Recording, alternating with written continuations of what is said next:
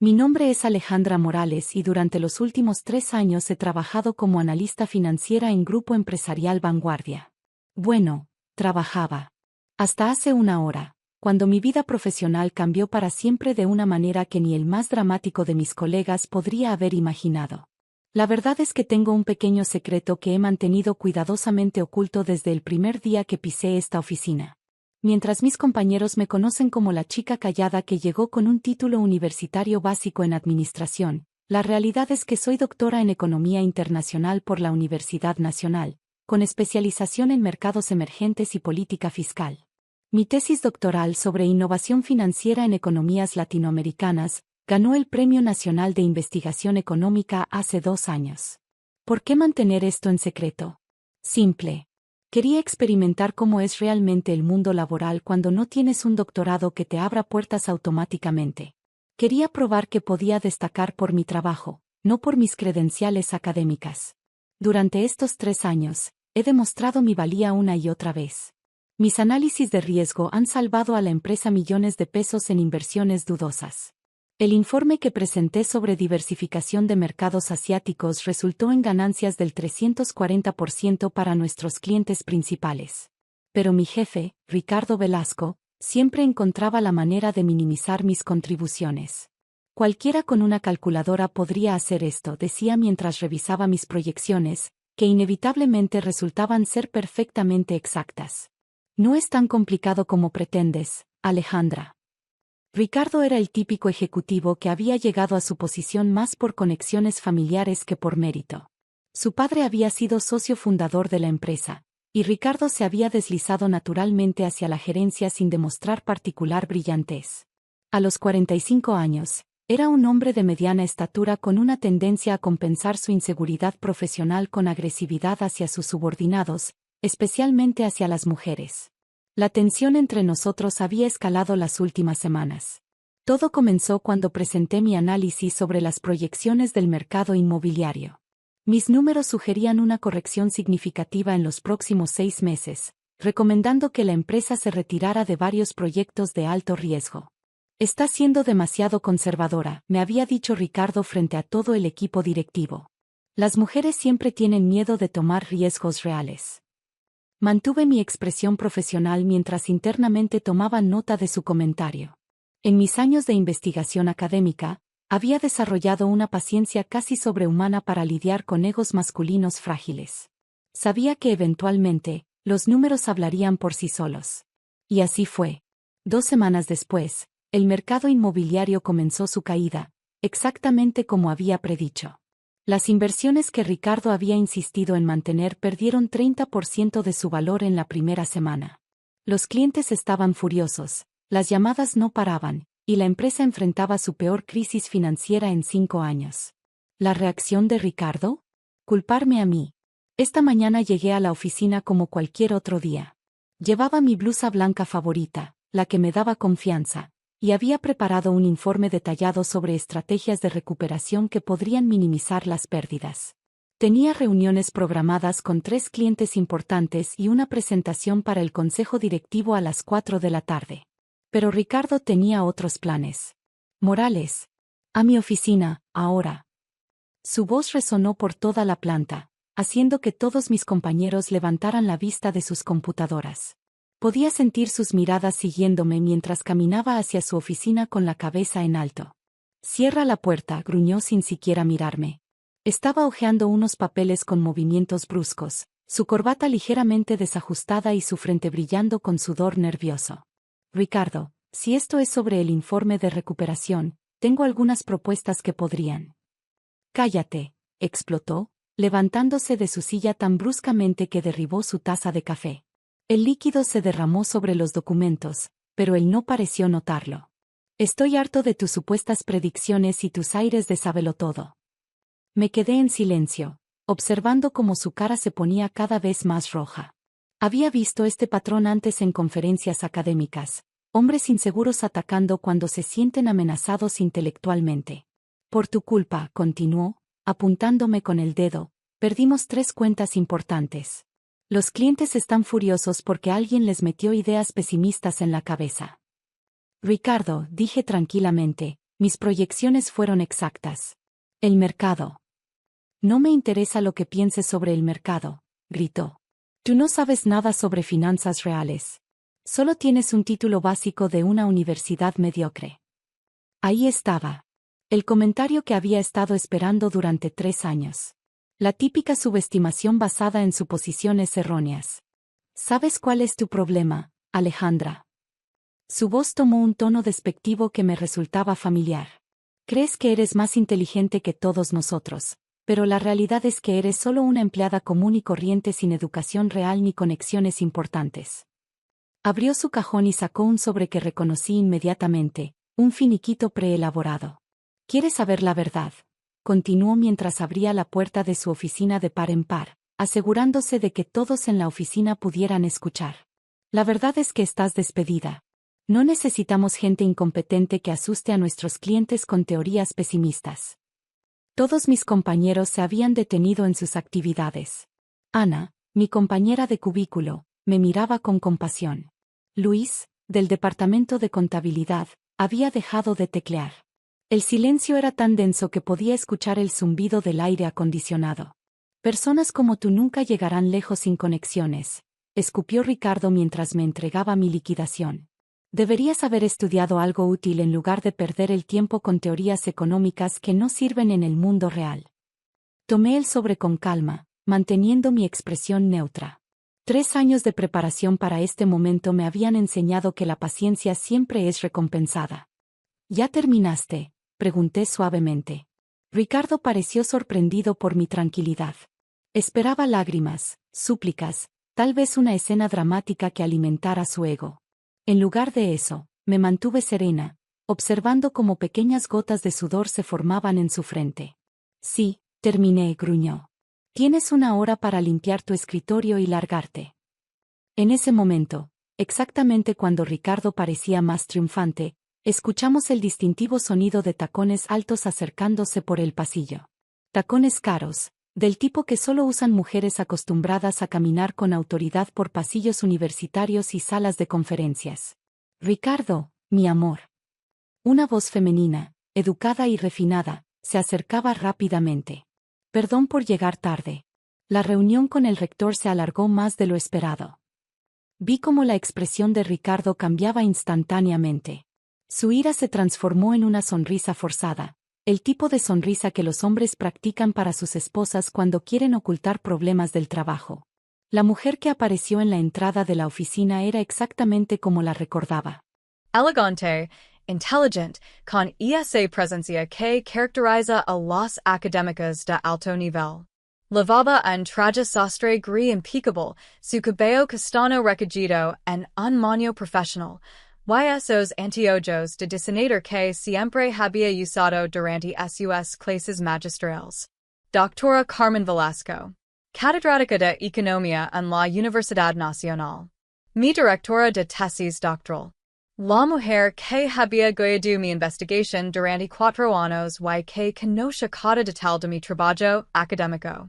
Carmen, dijo Ricardo, visiblemente nervioso, no esperaba que... Ay, Dios mío, interrumpió la doctora Velasco, y su bolso de cuero italiano se deslizó de su hombro hasta chocar contra el suelo con un ruido seco. Sus ojos se habían fijado en mí, y six como su expresión pasaba de la sorpresa al reconocimiento y luego a la confusión. Alejandra Morales. El silencio que siguió fue tan profundo que podría haberse escuchado caer en el filer. Ricardo me miró, luego miró a su esposa, luego me miró nuevamente, como si fuéramos un rompecabezas que no podía resolver. Querido, dijo la doctora Velasco lentamente, sin apartar sus ojos de mí, te presento a la DR. Alejandra Morales, mi estudiante más brillante de Doctorado. El color abandonó completamente el rostro de Ricardo. Abrió la boca, pero no salió ningún sonido. Parecía un pez fuera del agua, tratando desesperadamente de procesar información que no encajaba con su versión de la realidad.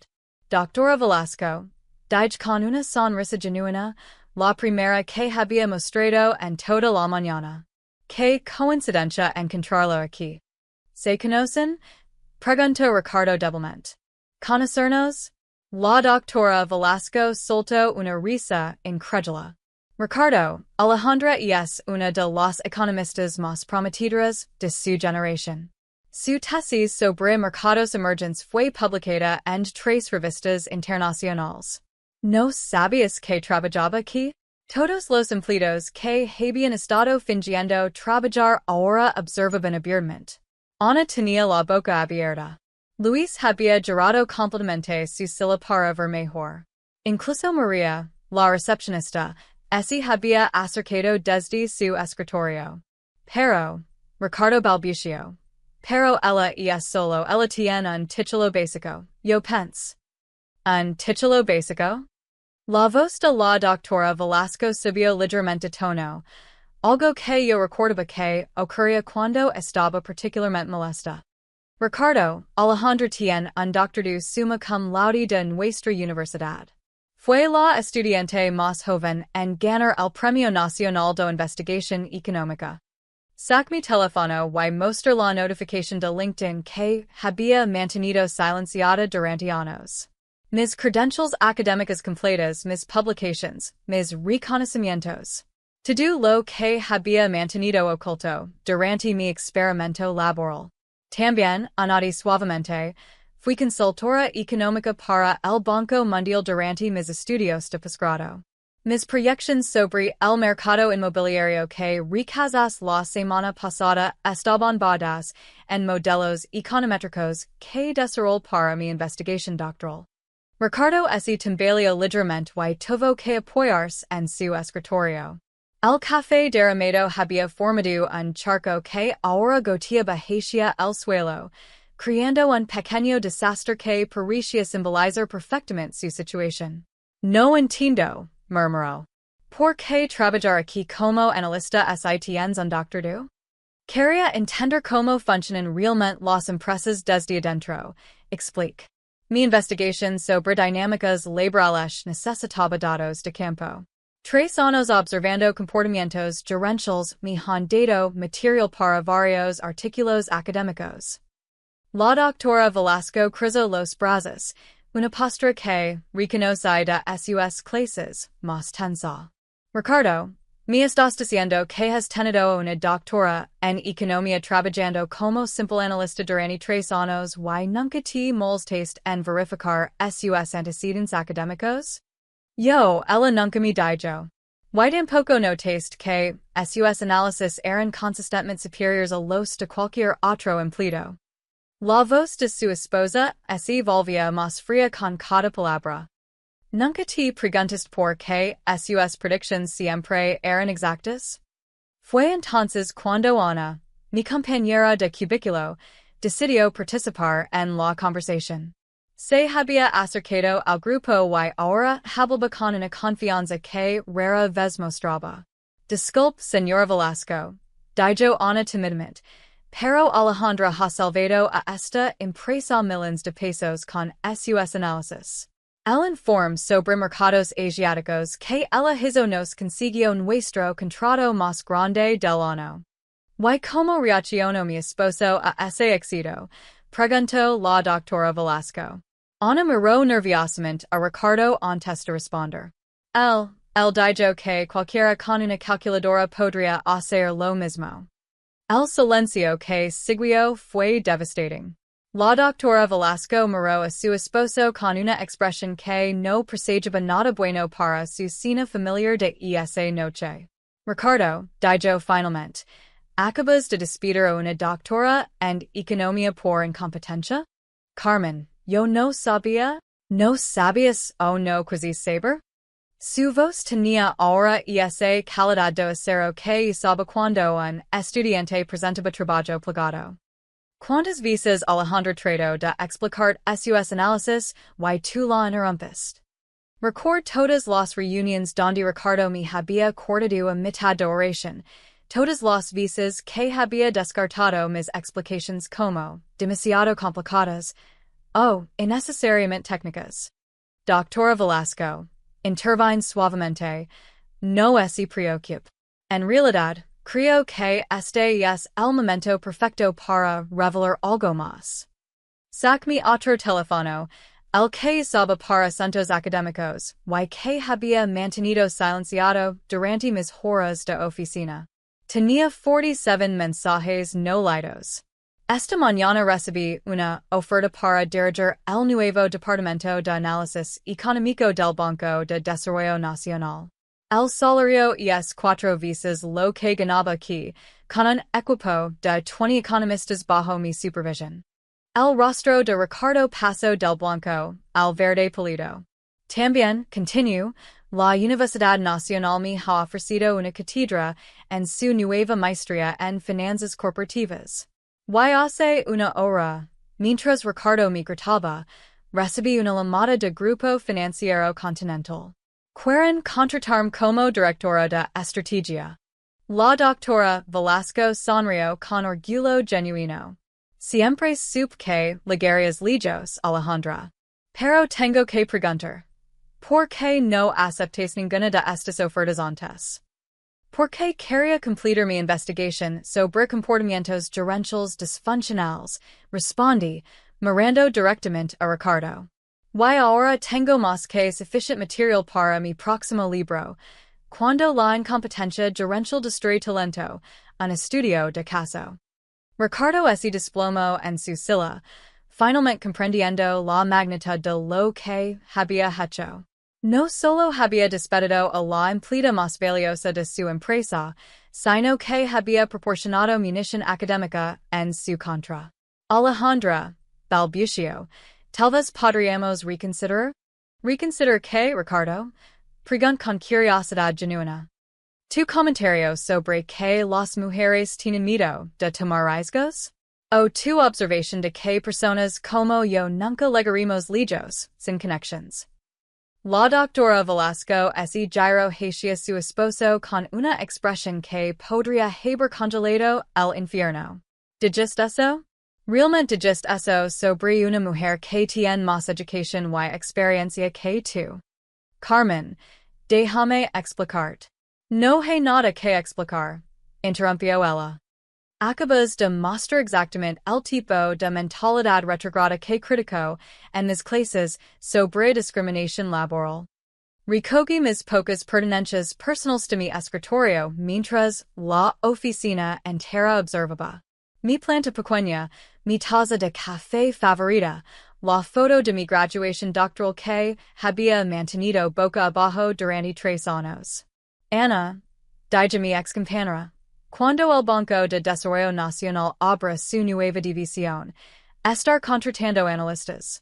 Si estás interesada, sabes cómo contactarme. Los ojos de Ana se iluminaron. ¿En serios? En serios. Y Luis, me dirigí al contador.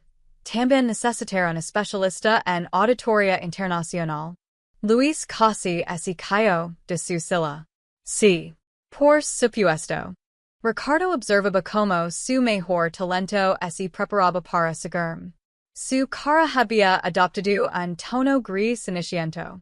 Doctora Velasco, dije finalmente, ha sido un placer verla nuevamente. Espero que podamos colaborar en el futuro. La nueva maestría de la universidad necesitará profesores visitantes, y creo que mi experiencia práctica en análisis de mercados podría complementar perfectamente sus casos teóricos. Absolutamente, respondió ella con entusiasmo. De hecho, ¿por qué no almorzamos hoy? Tengo muchas ideas que me gustaría discutir contigo. Me encantaría. Mientras caminaba hacia la salida, pude escuchar a la doctora Velasco dirigiéndose a su esposo con una voz que permitía una conversación muy larga y muy incómoda esa noche. Ricardo, creo que tú y yo necesitamos tener una charla seria sobre respeto profesional y discriminación de género. 6 meses después, estoy sentada en mi nueva oficina en el piso 30 del Banco de Desarrollo Nacional, con vista panorámica a la ciudad. Mi equipo de 20 economistas ha revolucionado nuestros modelos de análisis de riesgo, y nuestras predictions han salvado al banco 200 millones de pesos en inversiones dudosas. Ana es ahora mi analista senior, y Luis dirige nuestro departamento de auditoría. Ambos ganan el doble de lo que ganaban en Grupo Empresarial Vanguardia. La empresa de Ricardo, mientras tanto, quebró 3 meses después de mi partida. Sin mis análisis para guiarlos, invirtieron en todos los mercados que yo había marcado como de alto riesgo. La caída fue espectacular y rápida. Escuch que Ricardo ahora trabaja como vendedor de seguros. Su matrimonio sobrevivió. Aunque la doctora Velasco me contó que fue necesaria terapia de pareja intensiva y un caso obligatorio sobre sesgo de género en el trabajo. El mes pasado public mi libro sobre comportamientos gerenciales disfuncionales. Se convirtió en lectura obligatoria en programas de MBA en toda Latinoamérica. Ricardo aparece en el capítulo 7, cuando el ego masculino destruye la excelencia. A veces, cuando reviso las estadísticas de mi equipo o leo las reseñas positivas de mi libro, recuerdo aquella mañana cuando Ricardo me gritó sobre no tener education real ni connections importantes. Tenía razón en una cosa. Las connections son importantes. Pero las mejores connections no se hierdan ni se compran. Se construyen con competencia, integridad y respeto mutuo. Y a veces, solo a veces, la mejor venganza es simplemente ser de lo que tus detractors dijeron que nunca podría ser.